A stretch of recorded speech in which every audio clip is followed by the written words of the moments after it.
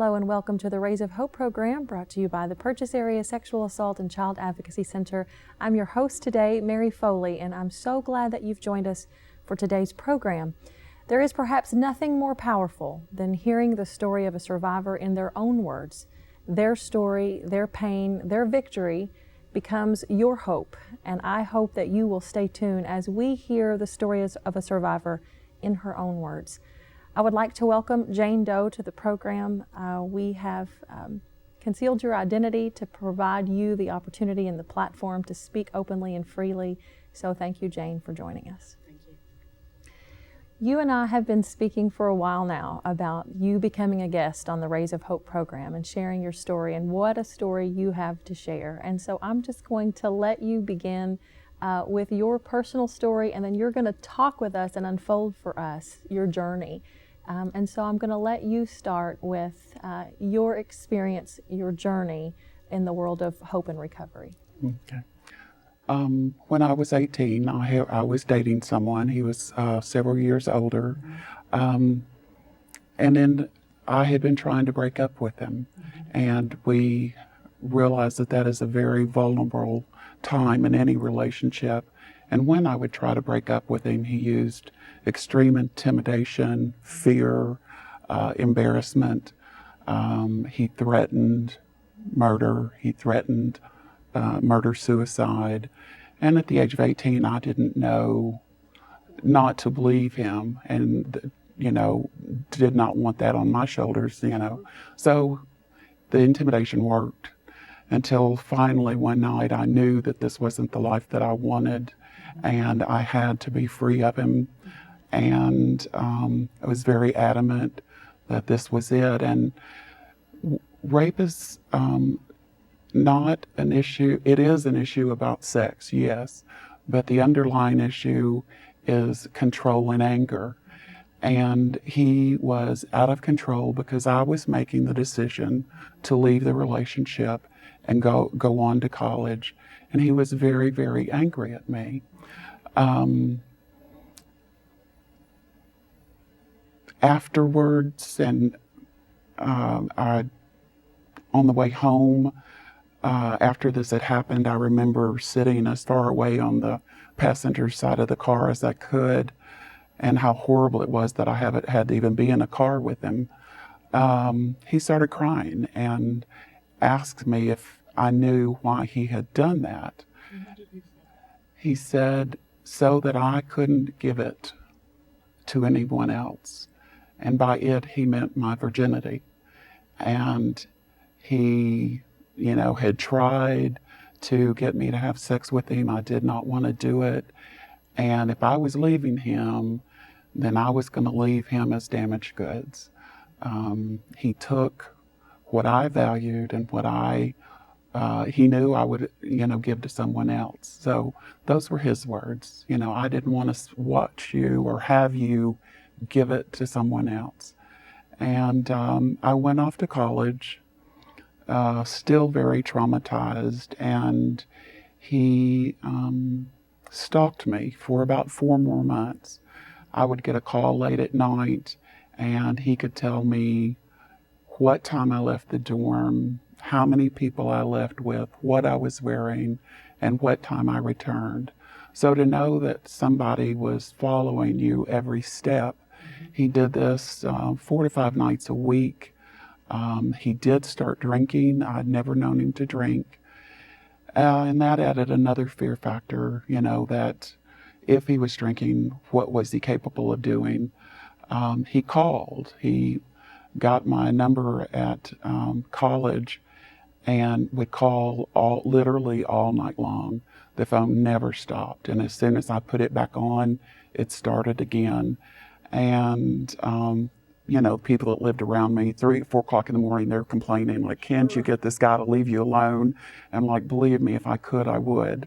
Now, Jane, at that time, it's my understanding that there wasn't much in the way of statute to protect you, certainly not in the way of victim services like we have today. And so it sounds to me that you are describing an escalation of his behavior and access to you. And yes. So it got worse and worse, calling every night, still intimidation, the fear.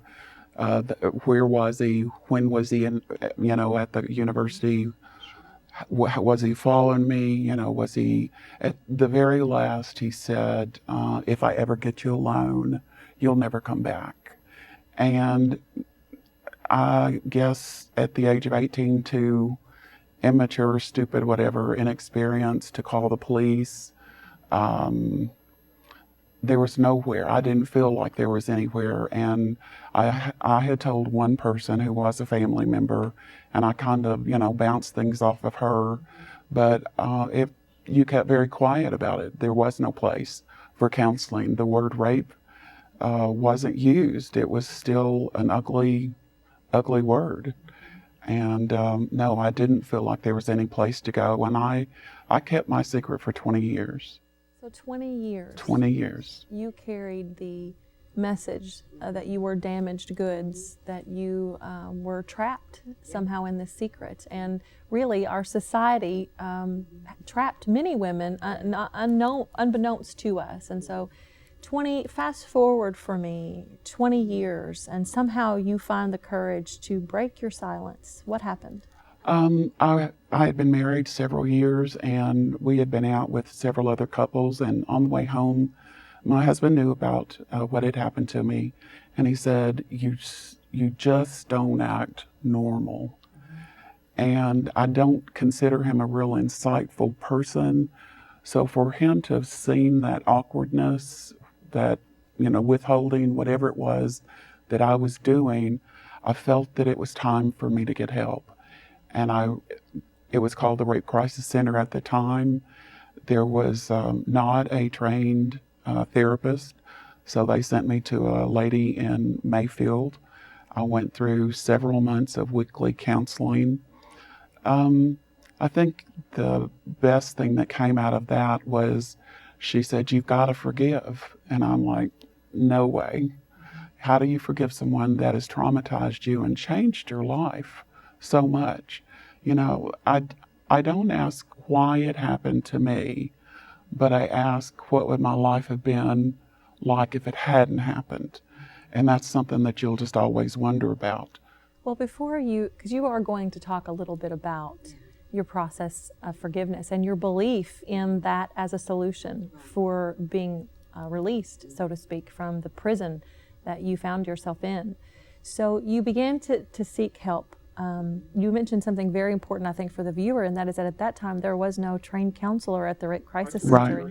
Right. And here we are in 2010, and there are 5 trained I know. counselors. And they're busy all the time. I mean, how hard they work. And so you experienced this in your own life, and so you married and you have children of your own, and then this tragedy revisits your life in a very different way. Can you talk to me about that? I did, like I said, go for counseling. Talking about it is okay.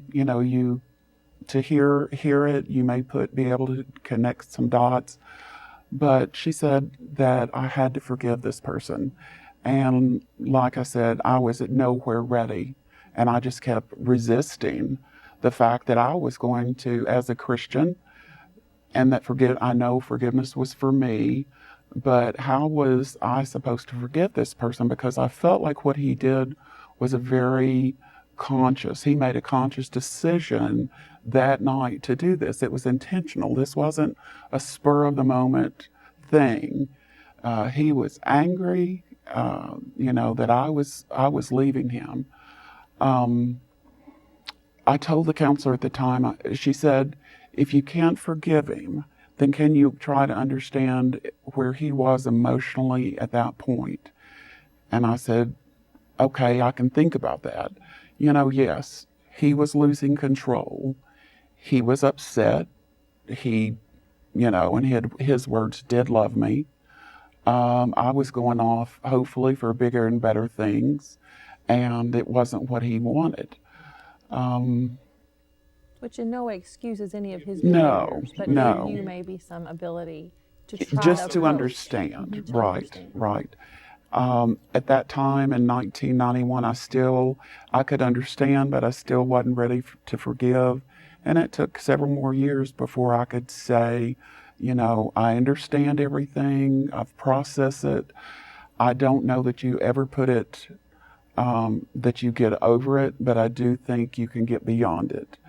And I tell people, fellow victims, do whatever is necessary for you to get over it. You know, your needs may be different from mine.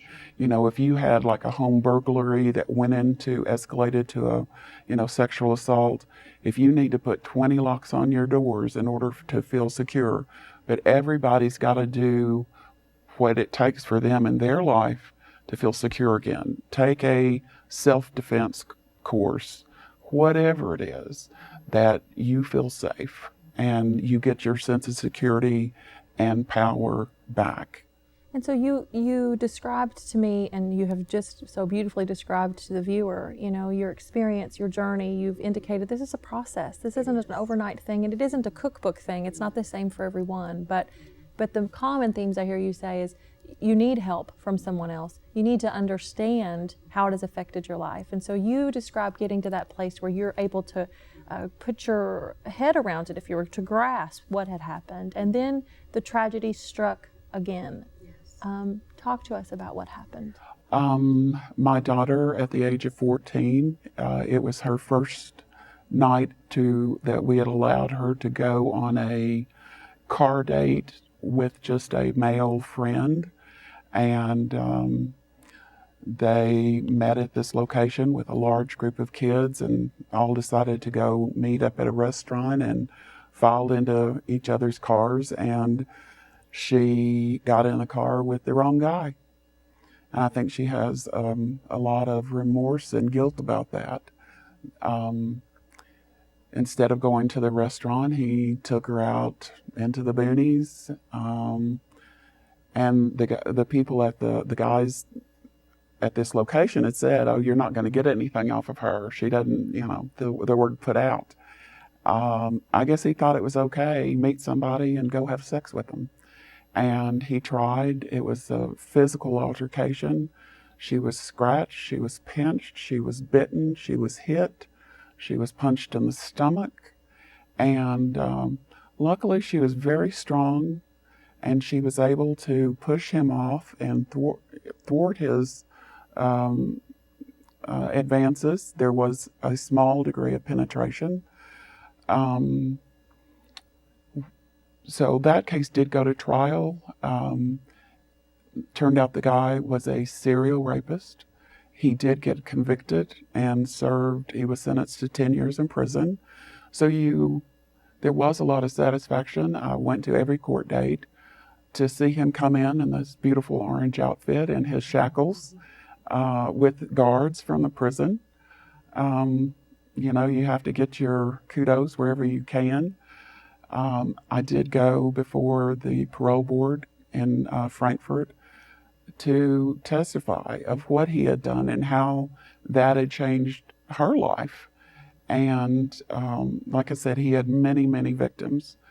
And he was given a serve out, which means that he was required at that time to serve his whole sentence.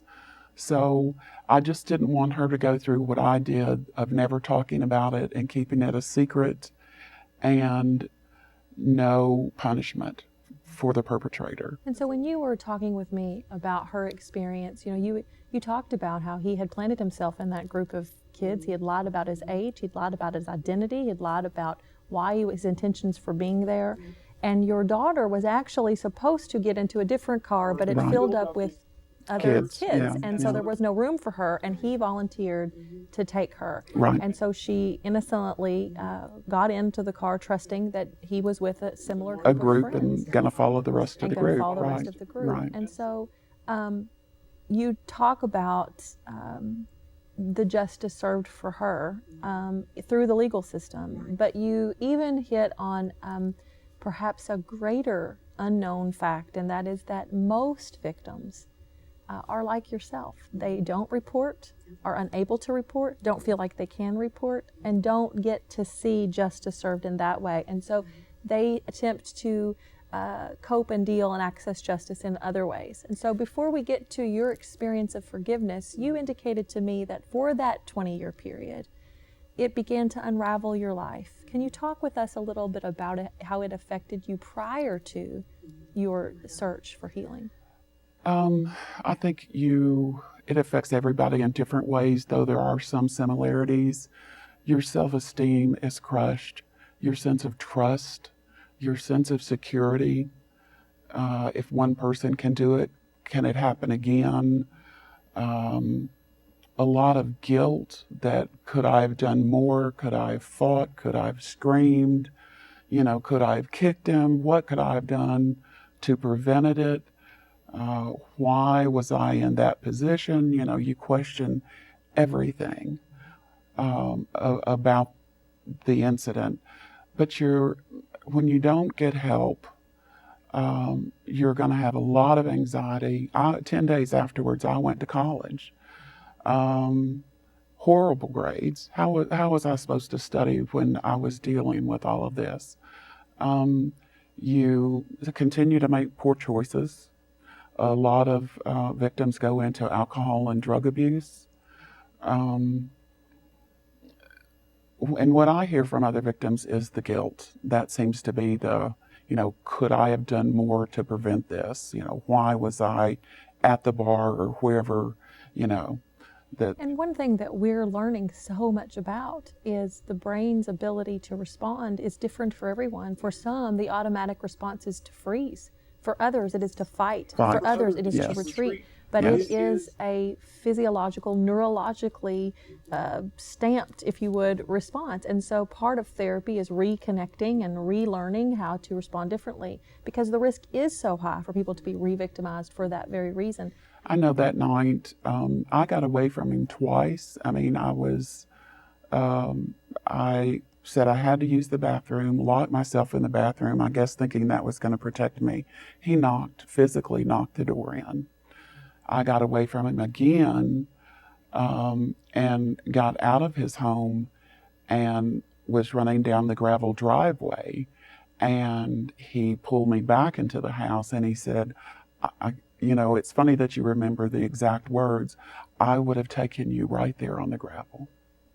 So he was intense. He was determined. He had a goal in mind, and he knew what that was. One of the things that I know we tell victims, and I do believe the research supports it, so it's not just a feel-good statement, if you will. What we tell victims is, whatever you did to survive was the right thing to do. Would you agree with that statement? Yes. I mean, they say it's a win if you come out alive. Did he have the potential to really, really hurt me? Yes. Most time a man is going to be stronger and larger than a woman.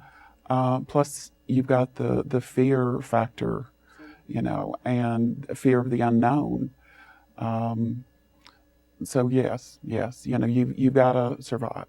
And you hit on a key point. There are many victims, and there aren't as many survivors, because that is where the work comes in for the change and the healing.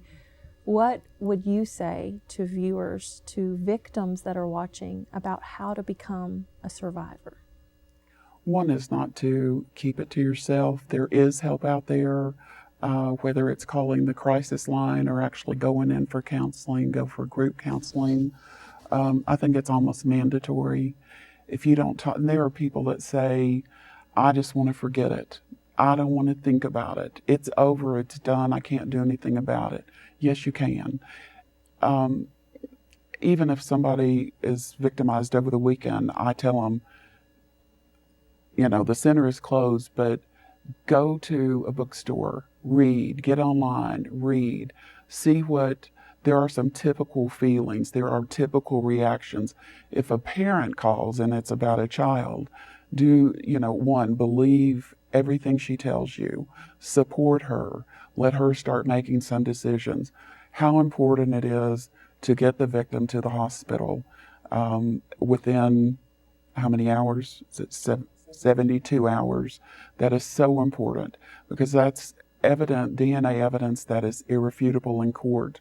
But as far as psychologically, a lot of counseling, talking. I think the first time I went to a group session and realized there were no rape is good, but I didn't have a 3-year-old child in the bed with me and the guy had a knife. And that was the first victim I met. Now, can you imagine? It was her brother-in-law. He made her 3-year-old daughter lie in the bed with her, and he had a knife to her throat.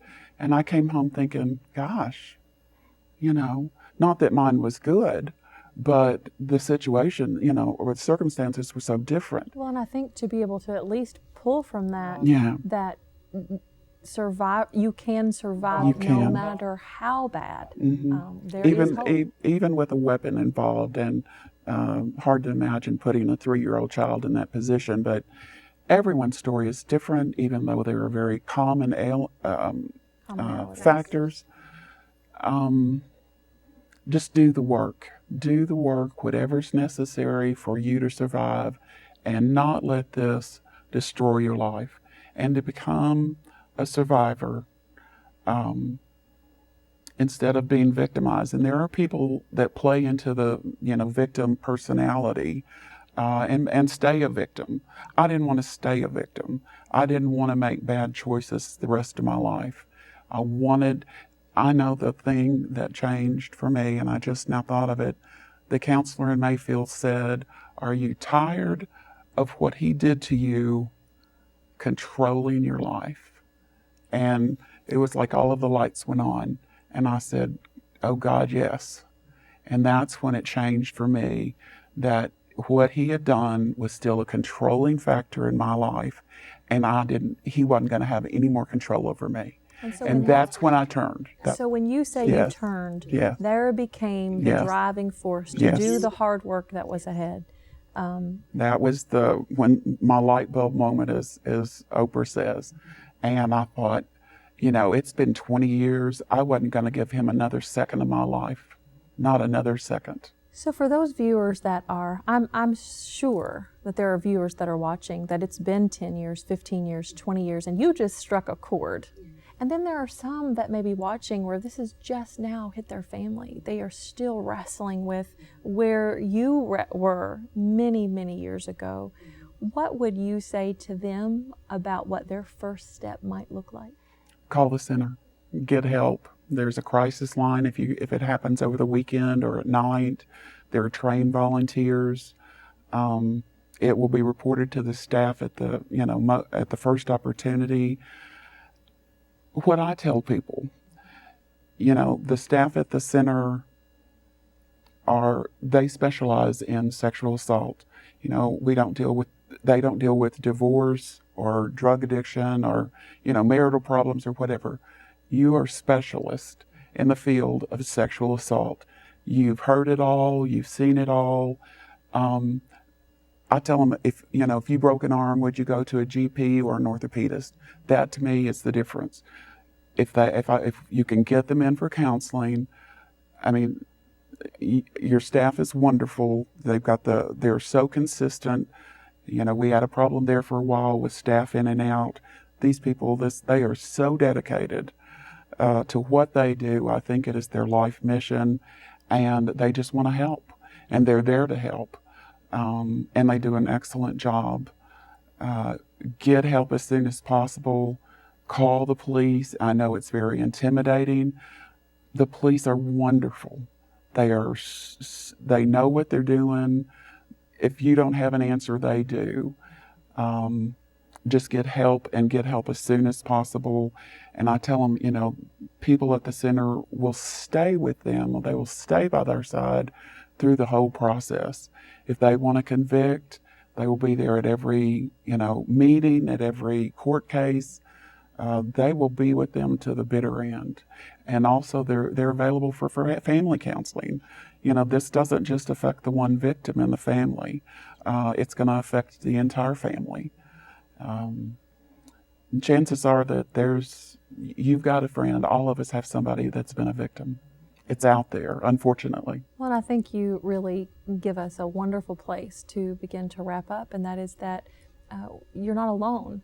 You felt alone, and people that are watching often may feel alone. But the truth is, we're not alone. There is help. There are people that are trained and able, standing ready to assist. And really, Jane, for you to be willing to share your story is a lifeline to many who are just trying to have the courage to come forward, and maybe they feel like it's been too long and now I don't need to. Quickly, what would you say to them? It's never too late, the issues, and you cannot brush it aside or put it behind you, because it will always rear its ugly head. It will come out in least expected moments. Watching a movie and there might be a rape scene or whatever. It will come back out. It will still haunt you, and until you've done the work and been able to discuss it and heal. And I think the healing has to come from the inside out. But to know that there's a place to go, there are people, trained professionals that are there. They're one phone call away to help you, and volunteers, they're ready to help you.